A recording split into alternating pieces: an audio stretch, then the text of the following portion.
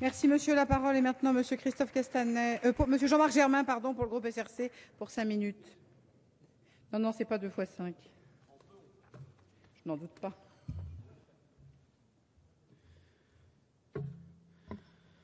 Madame la Présidente, Monsieur le Ministre, chers collègues, un budget, c'est toujours un moment de vérité, le moment où les paroles deviennent actes, le moment où les promesses deviennent les lois du pays ou bien sont renvoyées aux oubliettes de l'histoire.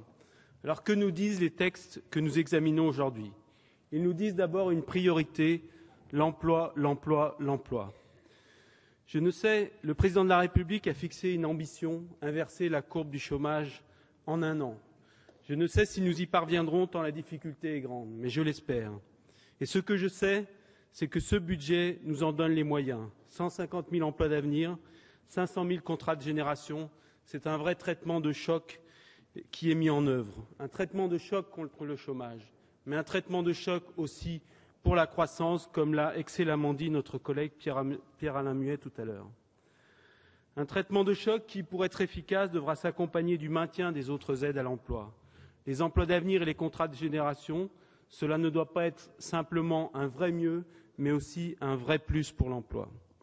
Ce budget, c'est ensuite la préparation de l'avenir. Investissement dans l'industrie d'abord, avec la Banque publique d'investissement dont la création a été décidée en Conseil des ministres ce matin même.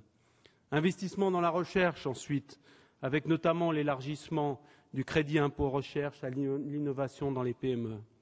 Investissement dans l'éducation, enfin, avec un effort sans précédent pour l'école. Des embauches, bien sûr, mais aussi une refonte des rythmes scolaires, des pédagogies et de la formation des enseignants. Là est la vraie compétitivité, je le dis à monsieur le maire, même s'il n'est plus là. Ce budget, c'est enfin l'assainissement des comptes publics dans la justice. Je fais partie de ceux qui ont défendu l'objectif des 3% dès 2013. Je l'ai fait parce que c'est pour moi un objectif nécessaire.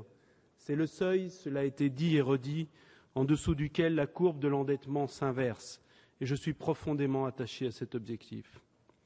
Je l'ai fait aussi parce que c'est un objectif atteignable. Ce PLF en apporte la démonstration. Il y avait en effet dans les multiples niches fiscales les marges de manœuvre suffisantes dans lesquelles nous avons pu puiser sans porter atteinte à la croissance. J'ai défendu l'objectif des 3%, mais je défends aussi une approche des 3%. Je suis contre les ajustements permanents au gré des aléas. Vous avez fixé, Monsieur le Ministre, une hypothèse de croissance à la fois volontariste et réaliste, 0,8%, maintenons-la.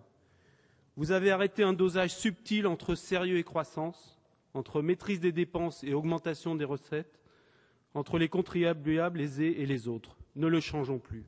Les dés maintenant sont jetés. Mobilisons-nous désormais entièrement sur la création d'emplois, sur le redressement productif, sur le logement, sur la réforme de l'école, sur le droit à la sécurité. Pour atteindre ces 3%, et contrairement à ce qu'ont dit les orateurs de l'UMP qui m'ont précédé, mes répétitions ne font pas raison, tout n'est pas recette supplémentaire dans ce budget. C'est 2 tiers, 1 tiers, ni plus ni moins. C'est surtout une autre approche de la dépense publique. Pour vous, un bon euro d'argent public, c'est un euro qui n'est pas dépensé.